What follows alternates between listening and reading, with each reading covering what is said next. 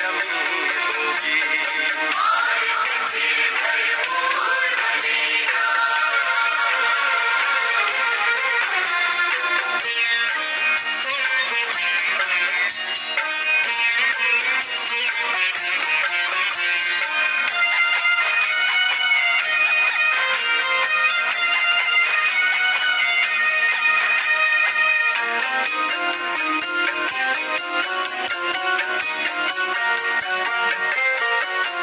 हर बालक कृष्ण कन्हैया सा, राधा सी हर बाला होगी। सुख शांति प्रेम पावनता की वसुधा पहने माला होगी। हर बालक कृष्ण कन्हैया सा, राधा सी हर बाला होगी। सुख शांति प्रेम पावनता की वसुधा पहने माला होगी। नर होंगे श्री नारायण और नारी श्री लक्ष्मी होगी। नर होंगे श्री नारायण और नारी श्री लक्ष्मी होगी। हीरों से आकाश भरा, मोती से भरी जमीन होगी। कोई नहीं कमी होगी।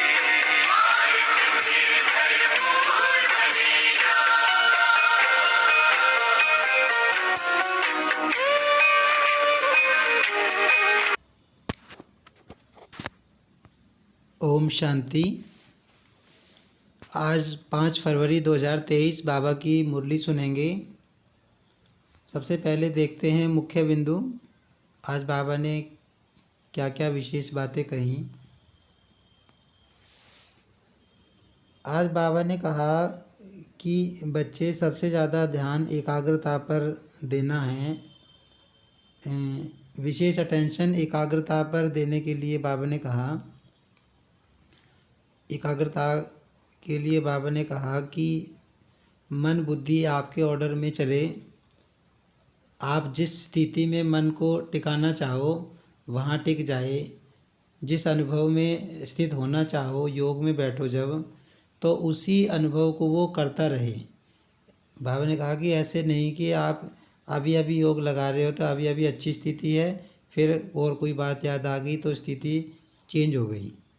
तो बाबा कहते इतना मन बुद्धि को एकाग्र करना है कि सपने में भी, बाबा कहते स्वप्न मात्र भी, सेकंड मात्र भी हलचल में मन बुद्धि ना आए। मन मालिक को परवश ना बनाए। बाबा कहते आत्मा मालिक है तो मन तो कर्मेंद्रिय हैं, तो मन मालिक ना बन जाए, परवश ना बनाए। आगे बाबा ने कहा कि जैसे समय अति में जा रहा है, ऐसे आप श्रेष्ठ आत्माएं भी पुरुषार्थ में अति तीव्र अर्थात फास्ट गति से जा रहे हो कि कभी ढीले कभी तेज। तो बाबा ने पूछा कि जैसे समय कलयुग बढ़ रहा है, समय चेंज होता जा रहा है, तमो प्रधानता बढ़ रही है, तो ऐसे आपका पुरुषार्थ भी तेज चल रहा है या ढीला चल रहा है, या कभी कभी तेज चल जाता है और कभी कभी ढीले चल जाते हो। ऐसे नहीं कि नीचे आकर फिर ऊपर जाओ। नीचे ऊपर होने वाले की गति कभी एक रस फास्ट नहीं हो सकती।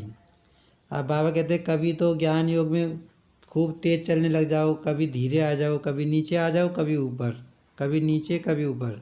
तो बाबा कहते नीचे ऊपर जाने वाला कभी एक रस नहीं रह सकता। बाबा कहते तो बाबा का कहने का भाव क्या है? बाबा कह रहे हैं कि जैसे समय तेज़ी से बदल रहा है, पतितपना सृष्टि में तेज़ी से बढ़ रहा है, ऐसे ही बाबा कहते तुम्हारा पुरुषार्थ भी तेज़ी से आगे बढ़ना चाहिए। आगे बाबा ने कहा कि तुम्हारा कहीं भी किसी भी चीज़ में जरा भी रत्ती भर भी लगाव नहीं होना चाहिए बाबा के सिवाय।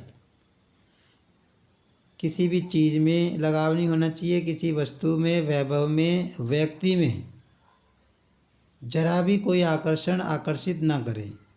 बाबा कहते तुम्हें कोई भी ऐसी चीज़ नहीं होनी चाहिए जो तुम्हें खींचे। फिर बाबा ने एग्जाम्पल दे के बताया कि रॉकेट जो होता है वो भी तब उड़ सकता है जब धरती की आकर्षण से परे हो जाए। धरती का जब आकर्षण उस पे से ख़त्म हो जाता है रॉकेट से, तब वो ऊपर उड़ पाता है। अगर धरती उसको खींचेगी तो बाबा कहते हैं वो रॉकेट ऊपर नहीं जा पाएगा। इसी तरह बाबा कहते हैं कि तुम्हें इस दुनिया की कोई भी चीज़ चाहे कितनी सुंदर दिखती हो बाहर से, वो तुम्हें खींच ना सके अपनी तरफ।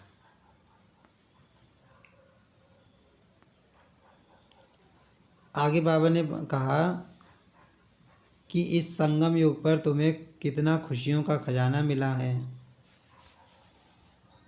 बाबा से रोज़ खुशियों का खजाना मिलता है, ज्ञान का खजाना मिलता है। इतने खजाने बाबा कहते मिले हुए हैं कि तुम खुशनसीब बन गए हो।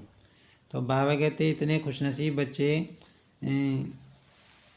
जो हैं उनकी खुशी कभी गायब नहीं हो सकती, वो हमेशा खुश रहेंगे। तो बाबा ने पूछा कि सदा खुश रहते हो या कभी कभी खुश रहते हो, हमेशा खुशनसीब हो या कभी कभी कच्चे भी हो जाते हो। फिर बाबा ने कहा कि जो कच्ची चीज़ होती है वो किसी को अच्छी नहीं लगती, पक्की चीज़ अच्छी लगती है। कहने का भाव बाबा का था कि तुम भगवान के बच्चे बने हो, भाग्य विधाता के बच्चे बने हो, तो तुम्हें हमेशा खुश रहना है। सपने में भी तुम्हारी खुशी गायब नहीं होनी चाहिए, तुम्हारे पास दुख की लहर बिल्कुल नहीं आनी चाहिए।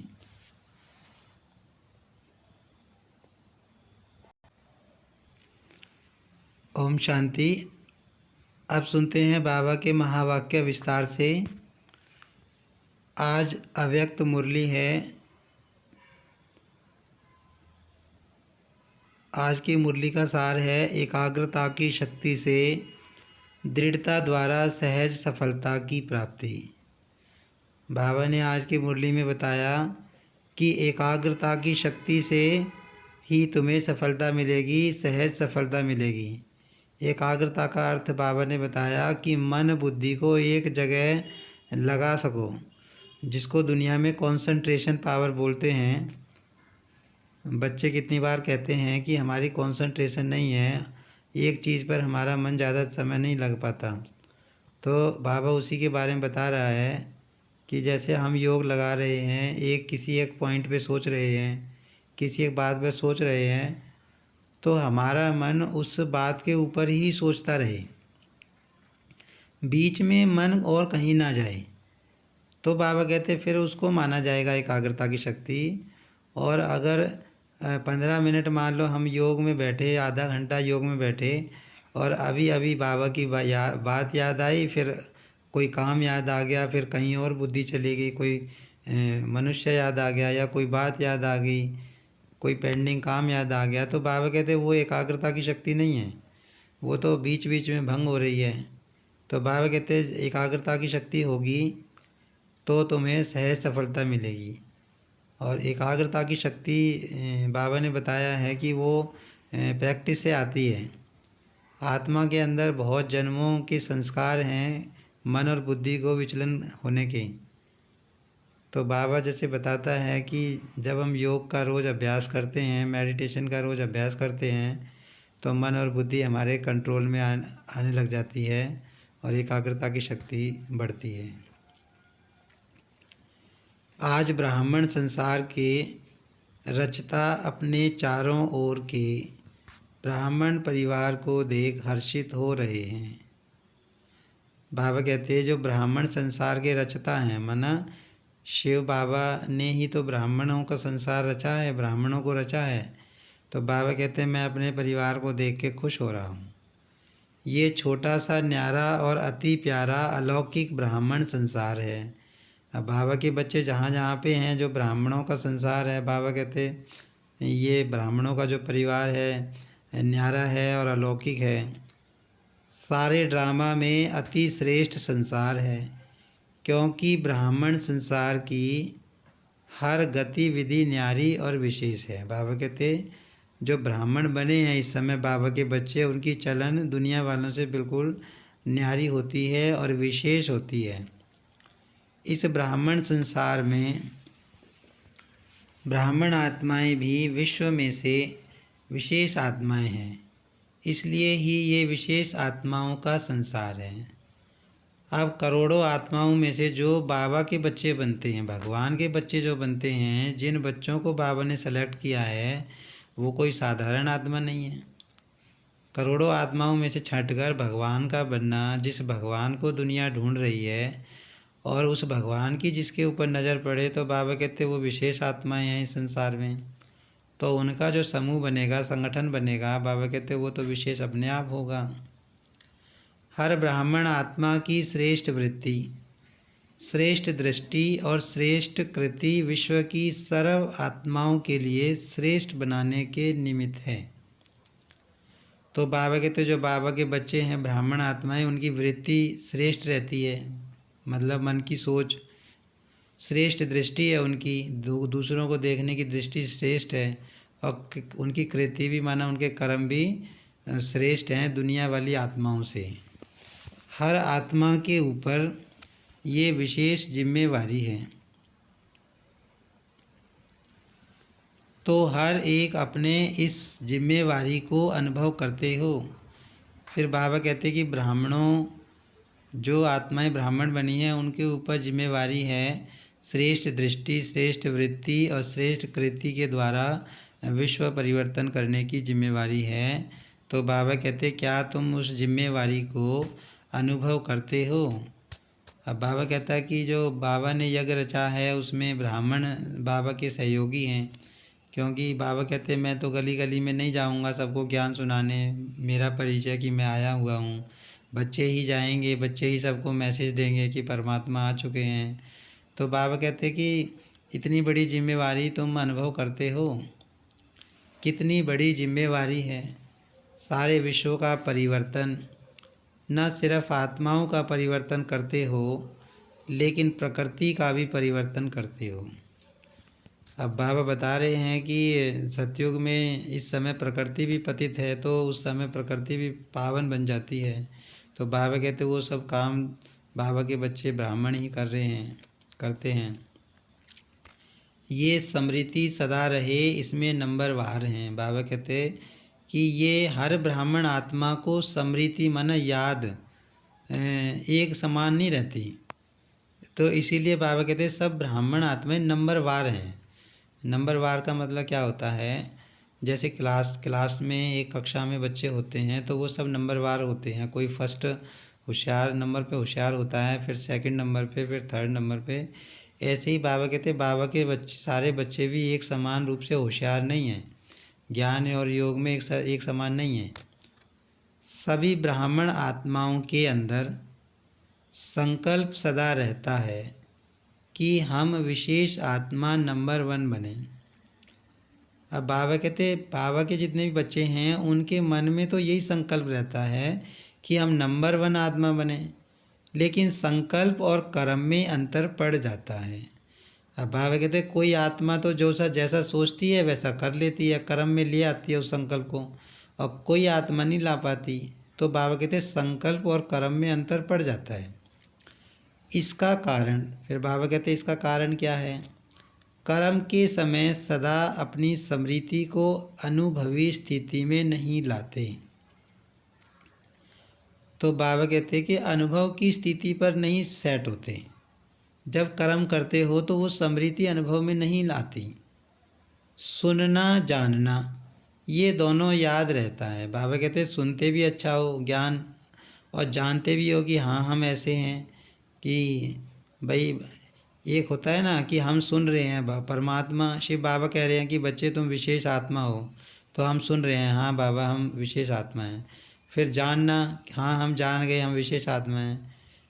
लेकिन स्वयं को उस स्थिति में मानकर चलना, इसमें मेजॉरिटी कभी अनुभवी और कभी सिर्फ मानने और जानने वाले बन जाते हैं। तो बाबा कहता कि सुनना और मानना तो हो गया, लेकिन उसको मानकर, मतलब सुनना और जानना तो हो गया, लेकिन उसको मानकर अनुभव में लाना कि हाँ अनुभव हो कि हाँ मैं विशेष आत्मा हूँ। भाई ऐसे नहीं शिव बाबा ने कह दिया कि हाँ तुम विशेष आत्मा हो, हमने सुन लिया, हमने जान लिया कि हाँ हम विशेष आत्मा है, लेकिन बाबा कहते तुम्हें अनुभव होना चाहिए कि हम दुनिया की आत्माओं से न्यारी, परमात्मा की प्यारी विशेष आत्मा हैं, कोई साधारण आत्मा नहीं है। तो बाबा कहते हैं कर्म में तुम्हें अनुभव होना चाहिए कि हम विशेष आत्मा हैं, हम स्वमानधारी आत्मा हैं। इस अनुभव को बढ़ाने के लिए दो बातों के विशेष महत्व को जानो। अब बाबा कहते हैं कर्म के दौरान कैसे अनुभव में ये बात बढ़े कि मतलब बाबा ने जो भी विशेषताएं हमको बताई हैं, जो हम जानते हैं और सुनते हैं, तो बाबा कहते हैं इसके लिए दो बातों का विशेष महत्व है। एक स्वयं के महत्व को और दूसरा समय के महत्व को। बाबा कहते हैं दो चीज़ों का महत्व इस समय याद रखना है। एक तो स्वयं का महत्व और एक इस जो समय चल रहा है उसका महत्व। स्वयं के प्रति बहुत जानते हो। अगर किसी से भी पूछेंगे कि आप कौन सी आत्मा हो, वह अपने से भी पूछेंगे कि मैं कौन, तो कितनी बातें स्मृति में आएंगी। 1 मिनट के अंदर अपने कितने स्वमान याद आ जाते हैं। स्वमान माने बाबा ने कुछ टाइटल बच्चों को दिए हैं, जैसे मैं विशेष आत्मा हूँ, मैं विश्व कल्याणकारी आत्मा हूँ, मैं संगम युगी श्रेष्ठ आत्मा हूँ, मैं खुशनसीब आत्मा हूँ, मैं भाग्यशाली आत्मा हूँ। तो इस तरह के स्वमान बाबा ने मुरलियों में समय दर समय बहुत दिए हैं। तो बाबा कहते जब किसी से अगर पूछते हैं ब्राह्मण आत्मा से कि तुम कौन हो, तो बाबा कहते हैं टाइटल तो सब गिना देते हैं कि हम ये हैं ये हैं। 1 मिनट के अंदर अपने कितने स्वमान याद आ जाते हैं। 1 मिनट में कितने याद आते हैं? बहुत याद आते हैं ना। कितनी लंबी लिस्ट है स्वयं के महत्व की। तो जानने में तो बहुत होशियार हो। बाबा कहते जानने में तो सब होशियार हो कि मैं फलाना हूँ, मैं फलानी आत्मा हूँ, श्रेष्ठ हूँ, भाग्यवान हूँ, शक्तिशाली आत्मा हूँ। सभी होशियार हो ना, फिर अनुभव करने में अंतर क्यों पड़ जाता है? बाबा कहते जानते हो लेकिन तुम अनुभव नहीं कर पाते उस चीज़ को। भाई एक आत्मा कह तो रही है मैं शक्तिशाली आत्मा हूँ, मैं शक्तिशाली आत्मा हूँ, और जब कोई परेशानी आती है तो हलचल में आ जाती है। तो बाबा कहते फिर वो शक्तिशाली आत्मा कहाँ हुई? वो तो कहने को है कि मैं हाँ शक्तिशाली आत्मा हूँ, मैं शक्तिशाली आत्मा हूँ। तो बाबा कहते वो फिर अनुभव में तो नहीं आया ना,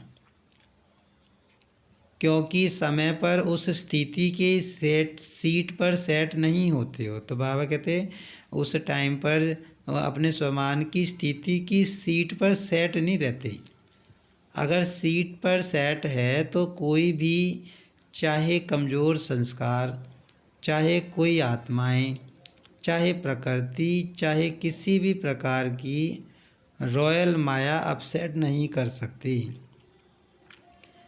अब बाबा कहते हैं स्थिति से नीचे लाने वाली 3-4 चीज़ें हैं। कौन कौन सी हैं? हमारी ही कोई कमी कमज़ोरी हो, हमारा कोई पुराना संस्कार हो, या कोई आत्मा हमको नीचे ले आए, या प्रकृति की हलचल हमको नीचे ले आए। तो बाबा कहते कई सारी तरह की माया होती है जो अपसेट करने की कोशिश करती है। लेकिन बाबा कहते अगर तुम स्थिति पर स्थित रहोगे, अनुभव की सीट पर सेट रहोगे, तो बाबा कहते इनमें से कोई भी माया तुमको अपसेट नहीं कर पाएगी। जैसे शरीर के रूप में भी बहुत आत्माओं को एक सीट पर व स्थान पर एकाग्र होकर बैठने का अभ्यास नहीं होता, तो वह क्या करेगा? हिलता रहेगा ना। अब बाबा उदाहरण से समझा रहा है कि जैसे किसी आदमी को, किसी व्यक्ति को एक जगह बैठने का मतलब अगर कहा जाए कि तुम एक जगह बैठे रहो तो वो बैठ नहीं पाते, है ना। हलचल हिलते रहेंगे, इधर जाएंगे, उधर खड़े होकर उधर चले जाएंगे, उधर चले जाएंगे, एक जगह नहीं बैठ पाएंगे। तो बाबा कहते ऐसी आत्मा हिलती रहेगी। ऐसे मन और बुद्धि को किसी भी अनुभव की सीट पर सेट होना नहीं आता। तो बाबा उसी उदाहरण से बता रहे हैं कि तुम्हें भी अपनी बुद्धि को सीट पर सेट करना नहीं आता, तो अभी अभी सेट होगा और अभी अभी अपसेट होगा। हैं बाबा बता रहे हैं कि तुम्हारा मन बुद्धि जो है तुम सेट नहीं कर पाते। मतलब भाई अभी अभी हम योग में बैठे हैं, बाबा की कोई बहुत अच्छी बात याद आ रही है और तुरंत फिर बुद्धि और कहीं चली जाती है। अपने काम धंधे पर चली जाती है, कोई व्यक्ति याद आ जाता है, कोई वस्तु याद आ जाती है, तो बाबा कहते फिर वो बुद्धि सेट नहीं हुई ना एक जगह।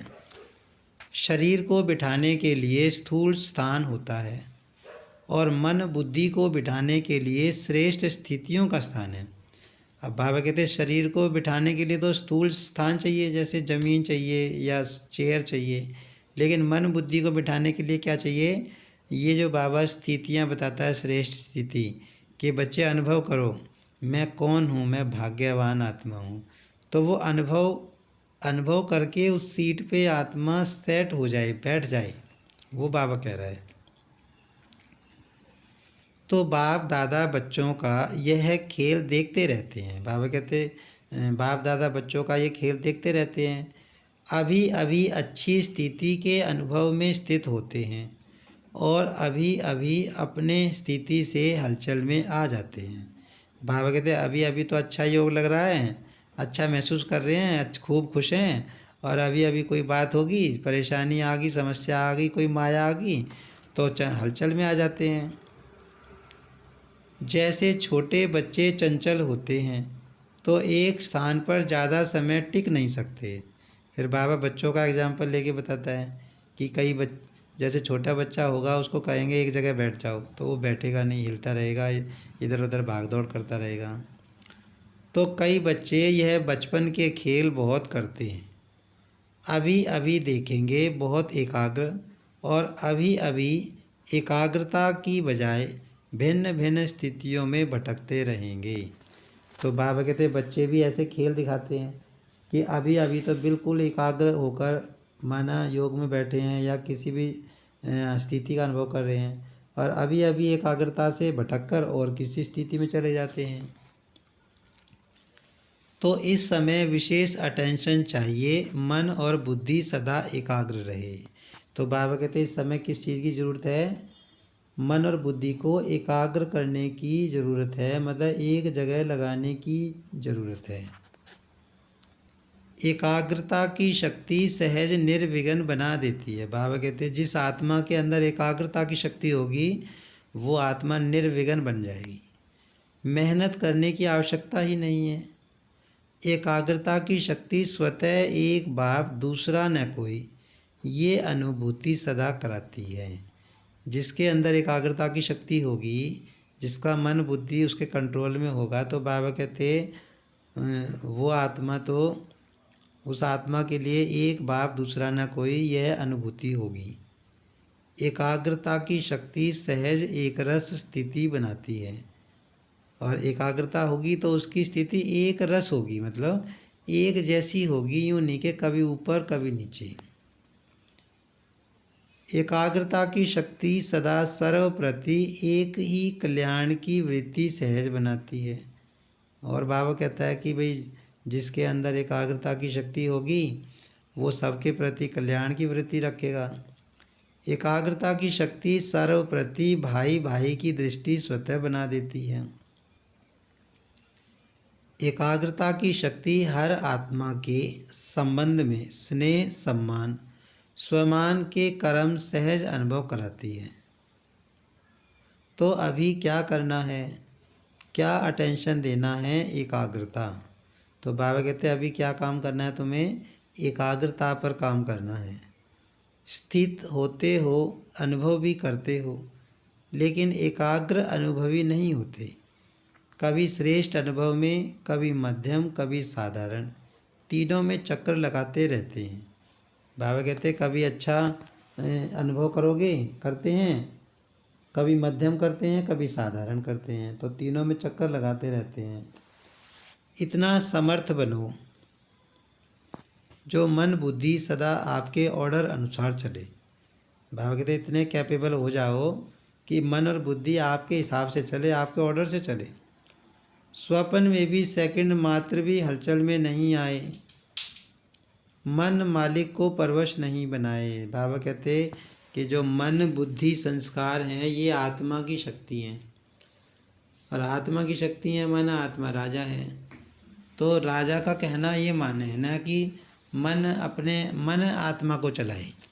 इस समय क्या हो गया है, आत्मा गुलाम बन गई है, आत्मा मन को कहती है कि तू इस बात के ऊपर सोच, तो मन मानता नहीं, वो और कहीं घूमता रहता है। तो बाबा कहते हैं कि गुलाम राजा बन गया है, और जिस देश में कोई गुलाम राजा बन जाए, राजा को गुलाम बना के कोई कर्मचारी राजा बन जाए, तो वो राज्य कैसा होगा। तो बाबा कहते हैं इस समय यही मतलब आत्मा जो है गुलाम बन जाती है कर्मेंद्रियों की। परवश आत्मा की निशानी है, उस आत्मा को उतना समय सुख चैन आनंद की अनुभूति चाहते हुए भी नहीं होगी। अब बाबा कहते जो आत्मा परवश होगी, माना मन के अधीन होगी, तो बाबा कहते उसको सुख चैन और आनंद की अनुभूति चाहते हुए भी नहीं होगी। उस समय वो चाहेगा कि मुझे सुख महसूस हो, चैन महसूस हो, आनंद की अनुभूति आए, लेकिन बाबा कहते क्योंकि वो परवश आत्मा है, मन के अधीन है, तो वो उसको नहीं महसूस कर सकती। ब्राह्मण आत्मा कभी किसी के परवश नहीं हो सकती। अब बाबा देखो बता रहा है कि जो ब्राह्मण आत्मा बनी है वो तो किसी के परवश नहीं हो सकती। अपने कमज़ोर स्वभाव और संस्कार के वश भी नहीं। मान लो कोई कमज़ोरी हमारे अंदर है, संस्कार है, तो बाबा कहते उसके भी अधीन नहीं हो सकती। वास्तव में स्वभाव शब्द का अर्थ है स्व का भाव। स्व का भाव तो अच्छा होता है, खराब नहीं होता। स्व कहने से क्या याद आता है? आत्मिक स्वरूप याद आता है ना। तो स्वभाव अर्थात स्व प्रति व सर्व प्रति आत्मिक भाव हो, है ना। कई बार हम कहते हैं ना कि मेरा तो स्वभाव ही ऐसा है, नेगेटिव सोचने का मेरा तो स्वभाव ही ऐसा है, ज़्यादा बोलने का मेरा तो स्वभाव ही है, ज़्यादा सोचने का। तो बाबा कहते वो स्वभाव की एक्चुअल डेफिनेशन नहीं है। स्वभाव का मतलब है स्व प्रति भाव, माना भाई खुद को भी आत्मा समझना, दूसरे को भी आत्मा समझना।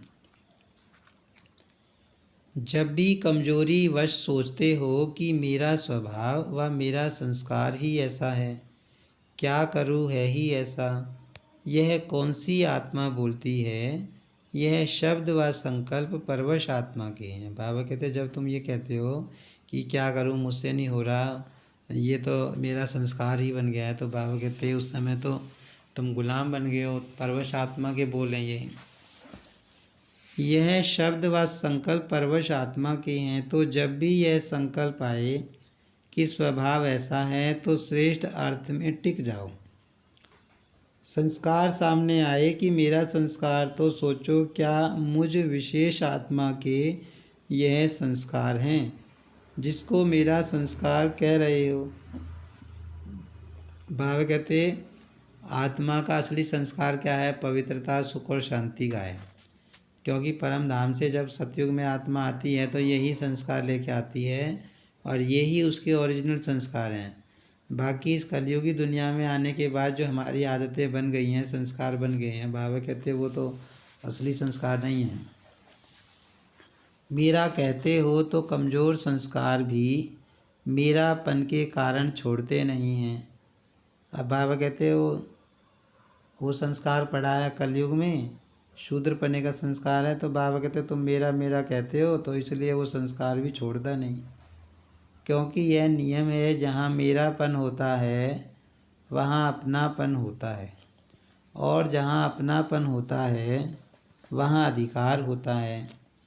तो कमज़ोर संस्कार को मेरा बना लिया तो वो अपना अधिकार छोड़ते नहीं हैं। बाबा कहते कमज़ोर संस्कार को अपना बना लिया। बाबा कहते जब बार बार कह रहे हो मेरा संस्कार मेरी आदत, तो बाबा कहते फिर जब तुमने उसको अपना बना लिया फिर वो छोड़ेगा कैसे। इसलिए परवश होकर बाप के आगे अर्जी डालते रहते हो कि छुड़ाओ छुड़ाओ। संस्कार शब्द कहते याद करो कि अनादि संस्कार आदि संस्कार ही मेरा संस्कार है। बाबा कहते हैं जब भी संस्कार का विचार मन में आए तो ये सोचो जो अनादि संस्कार है, अनादि माने जब आत्मा परम धाम में है तब उसका जो संस्कार है, और आदि माना सतयुगी दुनिया, मनुष्य सृष्टि की जब शुरुआत होती है सतयुगी दुनिया से, उस समय जो संस्कार है आदि वाला, उस संस्कार को याद करो। ये माया के संस्कार हैं, मेरे नहीं। तो एकाग्रता की शक्ति से परवश स्थिति को परिवर्तन कर मालिकपन की स्थिति की सीट पर सेट हो जाओ। तो बाबा कहते भाई परवश की स्थिति को चेंज करके मालिकपन की स्थिति पर सेट हो।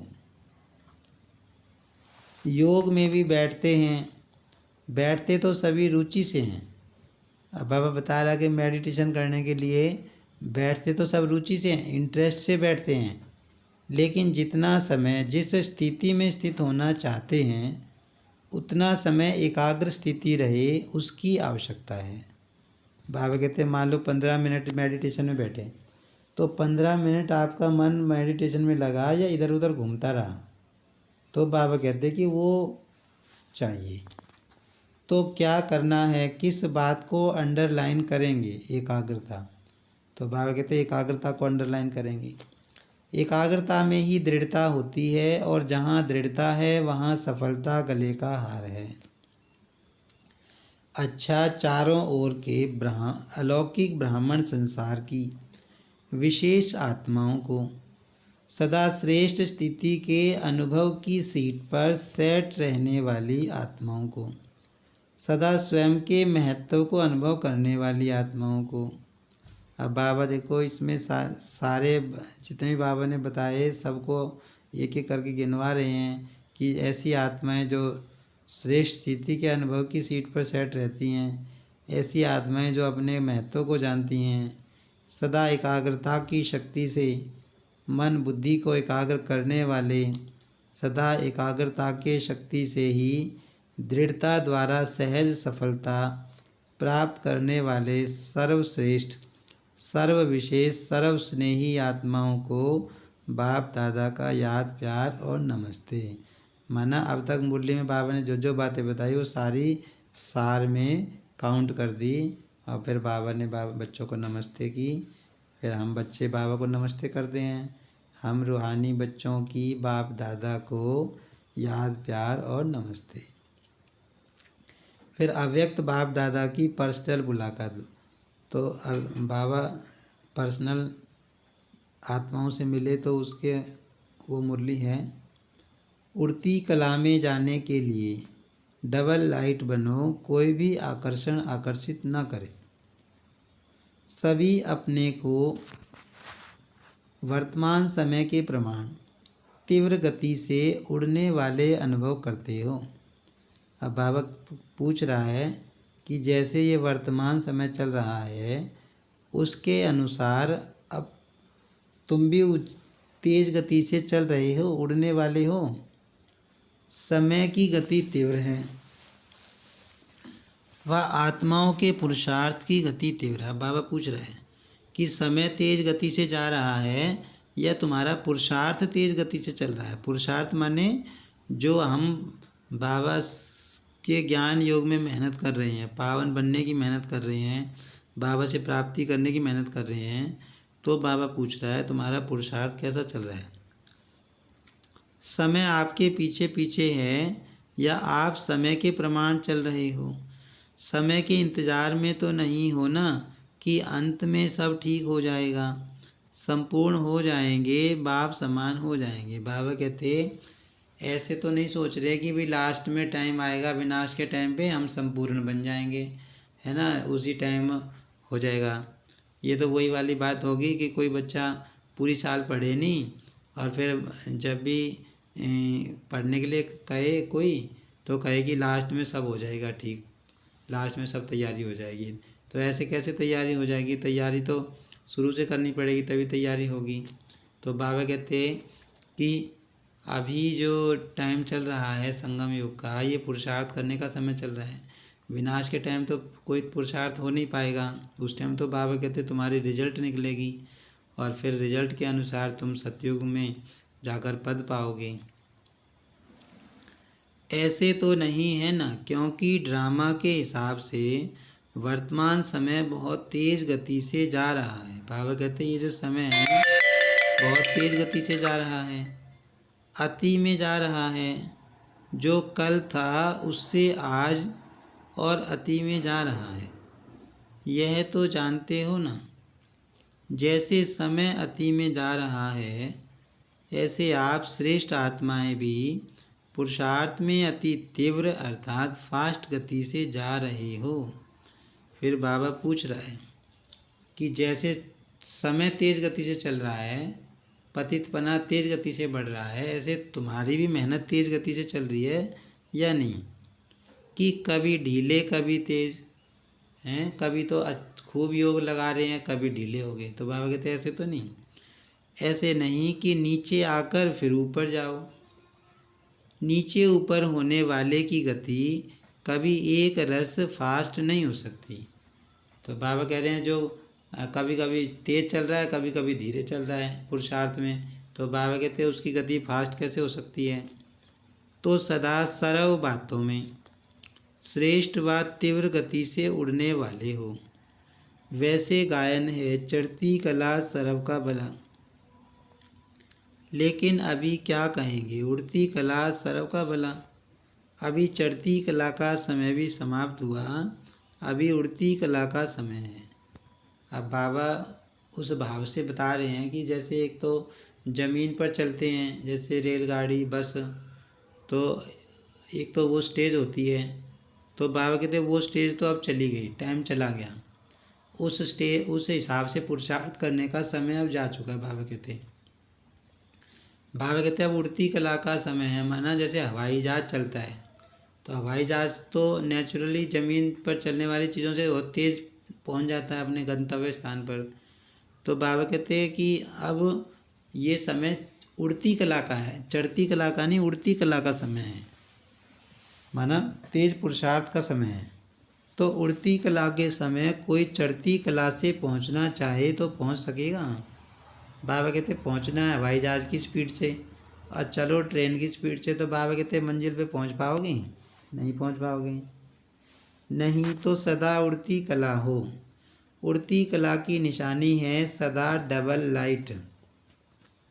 अब बाबा उड़ती कला की निशानी बता रहे हैं, डबल लाइट। डबल लाइट का मतलब क्या होता है, बिल्कुल मन बुद्धि हल्के हों, किसी भी तरह का कोई बोझ ना हो मन पे, कोई बात मन को खींचे नहीं।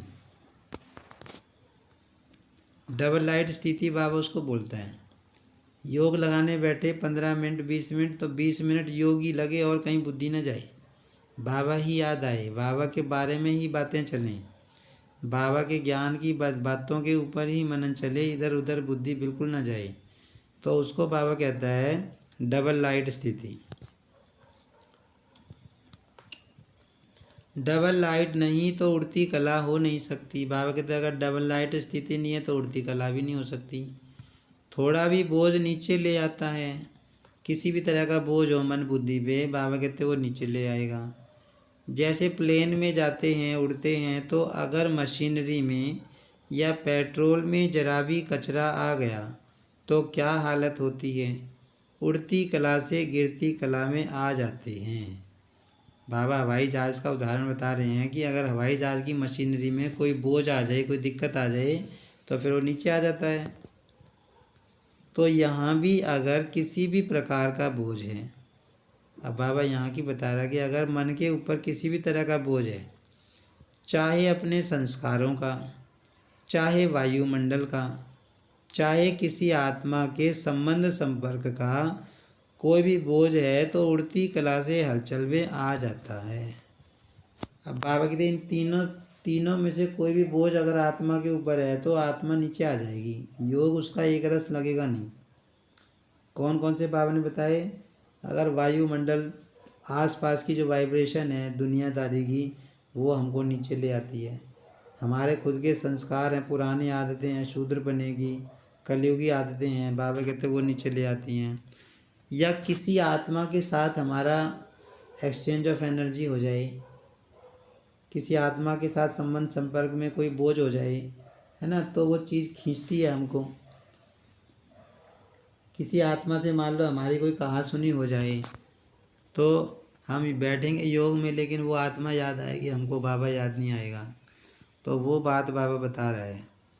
कहेंगे वैसे तो मैं ठीक हूँ, लेकिन ये कारण है ना, इसीलिए ये संस्कार का व्यक्ति का वायुमंडल का बंधन है, लेकिन कारण कैसा भी हो, क्या भी हो, तीव्र पुरुषार्थी सभी बातों को ऐसे क्रॉस करते हैं जैसे कुछ है ही नहीं। बाबा कहते कि तीव्र पुरुषार्थी की क्या निशानी होगी? तीव्र पुरुषार्थी को कोई नीचे नहीं ला सकता, चाहे कोई व्यक्ति हो, चाहे वायुमंडल हो। बाबा कहते उसको नीचे नहीं ला सकता, वो सब बातों को क्रॉस करेगा। मेहनत नहीं, मनोरंजन अनुभव करेंगे तो ऐसी स्थिति को कहा जाता है उड़ती कला। तो उड़ती कला है या कभी कभी नीचे आने का, चक्र लगाने का दिल हो जाता है। अब बाबा कहते हैं उड़ती कला में जा रहे हो या कभी कभी ये दिल करता है नीचे चलें, कहीं भी लगाव नहीं हो। बाबा कह रहा कहीं भी लगाव नहीं होना चाहिए, किसी वस्तु में लगाव नहीं होना चाहिए, किसी वैभव में लगाव नहीं होना चाहिए, किसी देहधारी में लगाव नहीं होना चाहिए। जरा भी कोई आकर्षण आकर्षित ना करे। रॉकेट भी तब उड़ सकता है जब धरती की आकर्षण से परे हो जाए। अब बाबा रॉकेट का एग्जाम्पल लेके समझा रहे हैं कि रॉकेट ऊपर ही ऊपर उड़ता क्यों जाता है, क्योंकि ज़मीन उसको खींचती नहीं। तो इसी तरह बाबा कहते तुम भी ऊपर ऊपर उड़ते कैसे जाओगे जब इस दुनिया की चीज़ें तुम्हें ना खींचें। अगर कोई भी जरा भी आकर्षण किसी चीज़ का रहेगा, बाबा कहते खाने का, पीने का, पहनने का, उड़ने का, किसी व्यक्ति का, देहधारी का, वैभव का, वस्तु का, तो बाबा कहते फिर तो वो चीज़ें ही याद आएंगी तुम्हें। योग में बाबा कहाँ याद आएगा? तो वो चीज़ें खींचेंगी बाबा कहते तुमको। जैसे दुनिया में कहते हैं ना कि इस चीज़ के बिना मैं नहीं रह सकता, तो माना वो चीज़ उसको कितना खींच रही है कि वो उसको नहीं छोड़ पा रहा। नहीं तो ऊपर उड़ नहीं सकता, न चाहते भी नीचे आ जाएगा। तो कोई भी आकर्षण ऊपर नहीं ले जा सकती, संपूर्ण बनने नहीं देगी। तो चेक करो संकल्प में भी कोई आकर्षण आकर्षित नहीं करे। तो बाबा कहते चेक करो कि हमारे मन के संकल्प में भी कोई चीज़ हमको ना खींचे अपनी तरफ, सिवाय बाप के और कोई आकर्षण नहीं हो। पांडव क्या समझते हैं? पांडव किसको कहता है बाबा? भाइयों को कहता है। ऐसे तीव्र पुरुषार्थी बने हो। तीव्र पुरुषार्थी माना तेज मेहनत करने वाले। बनना तो है ना, है ही ना। कितने बार ऐसे बने हो? अनेक बार बने हो। आप ही बने हो या दूसरे बने हैं? आप ही बने हो।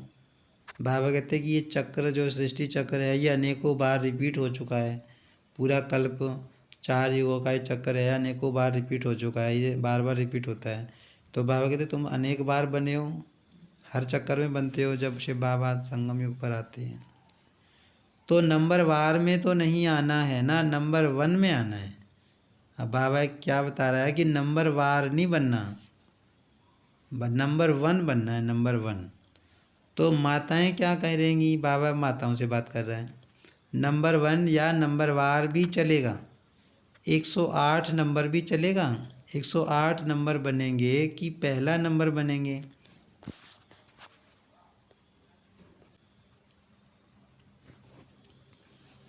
अब बाबा कहते हैं 108वां नंबर बनोगे या कि पहले नंबर पे आओगे? अगर बाप के बने हैं, अधिकारी बने हैं, तो पूरा वर्षा लेना है या थोड़ा कम लेना है?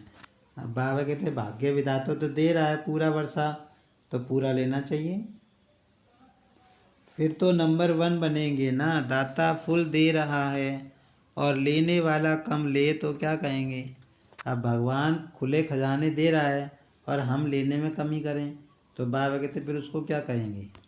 इसलिए नंबर 1 बनना है। नंबर 1 चाहे एक ही हो, लेकिन नंबर 1 डिवीज़न तो बहुत है ना। नंबर 1 डिवीज़न बाबा किसको कहता है? कि नंबर 1 तो बनेंगे नारायण, नंबर 1 तो नारायण चले गए, फिर लक्ष्मी चलेगी। लेकिन जो सतयुग की स्टार्टिंग में बाबा के बच्चों में से छटके आत्माएं जाएंगी 9 लाख, बाबा कहते हैं वो नंबर 1 डिवीज़न में काउंट होते हैं। बाबा के बच्चे जिस हिसाब से मेहनत कर रहे हैं उसी हिसाब से तो सतयुग में और त्रेता में आएंगे। जिन्होंने ज़्यादा मेहनत की हुई है वो पहले आएंगे सतयुग में, और जो कम मेहनत कर रहे हैं वो बाद में आएंगे। तो सेकंड में नहीं आना है, लेना है तो पूरा लेना है।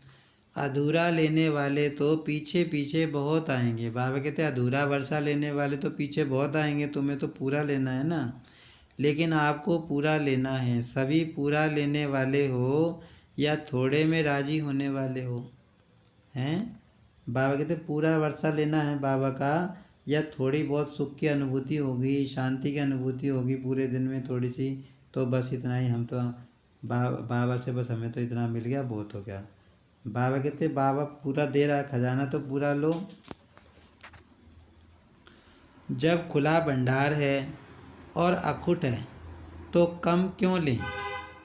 बाबा कहते जब भगवान अखुट दे रहा है, ना खुटने वाला, ख़त्म होने वाला, तो तुम कम क्यों लो? बेहद है ना, हद हो कि 8,000 इसको मिलना है, 10,000 इसको मिलना है, तो कहेंगे भाग्य में इतना ही है। लेकिन बाप का खुला भंडार है, अखुट है, जितना लेना चाहे ले सकते हैं, फिर भी अखुट है। अब बाबा जो खजाने दे रहा है वो क्या है? अखुट है, मतलब वो कम नहीं हो सकते। बाबा मुरली में कहता है, एक मुरली में बाबा ने कहा था कि पूरे विश्व की भी आत्माएं अगर आ जाएं तब भी बाबा का वर्षा कम नहीं होगा, बाबा की प्रॉपर्टी इतनी है। तो बाबा कहते कि अखुट खजाने हैं, अखुट खजाने के मालिक हो, बालक सो मालिक हो, तो सभी सदा खुश रहने वाले हो ना, कि थोड़ा थोड़ा कभी दुख की लहर आती है। अब बाबा पूछ रहा है कि बताओ, हमेशा खुश रहते हो या कभी कभी माया की हलचल आती है तो मन अपसेट हो जाता है, जैसे दुनिया में होता है। दुनिया वाली आत्माएं क्या होती हैं? अभी अभी खुश, अभी अभी नीचे, अभी अभी खुश, अभी अभी नीचे। कोई बात आएगी तो परेशान हो जाएंगे, टेंशन में आ जाएंगे, फिर कोई अच्छी बात सुनने मिलेगी तो खुश हो जाएंगे। लेकिन बाबा कहता है कि तुम्हें तो खुशियों का संसार मिल गया, भगवान मिल गया, तो तुम्हें तो एक रस खुश रहना चाहिए ना। तो सभी सदा खुश रहने वाले हो ना, कि थोड़ा थोड़ा कभी दुख की लहर आती है। दुख की लहर स्वप्न में भी नहीं आ सकती। बाबा कहते हैं कि जागते हुए तो छोड़ो, तुम्हारे सपने में भी दुख की लहर नहीं आ सकती। संकल्प तो छोड़ो, लेकिन स्वप्न में भी नहीं आ सकती। इसको कहा जाता है नंबर 1। अब नंबर 1 कौन जाएगा, उसकी बाबा विशेषता बता रहे हैं। नंबर 1 कौन जाएगा? जो यहाँ इस समय संगम युग पर हमेशा खुश रहेगा। और खुश कौन रहेगा? जो आत्मा अंदर से मजबूत होगी। और मजबूत कौन सी होगी? जो बाबा से योग लगाएगी। तो बाबा कहता है तो क्या कमाल करके दिखाएंगे? सभी नंबर 1 आकर दिखाएंगे ना। फिर बाबा पूछ रहा है क्या कमाल करोगे? नंबर 1 में आओगे या नंबर वार बनोगे? वैसे भी दिल्ली को दिल कहते हैं, तो जैसा दिल होगा वैसा शरीर चलेगा। आधार तो दिल होता है ना। दिल है दिलाराम की दिल्ली वाले मिलने आए होंगे, बाबा से तो बात कर रहा है। तो दिल की गद्दी इतार चाहिए ना, नीचे ऊपर नहीं चाहिए। तो नशा है ना कि हम दिलाराम का दिल हैं, तो अभी अपने श्रेष्ठ संकल्पों से स्वयं को और विश्व को परिवर्तन करो। बाबा कह रहा है कि अच्छे अच्छे संकल्पों की रचना करके स्वयं का भी परिवर्तन करो और विश्व का भी परिवर्तन करो।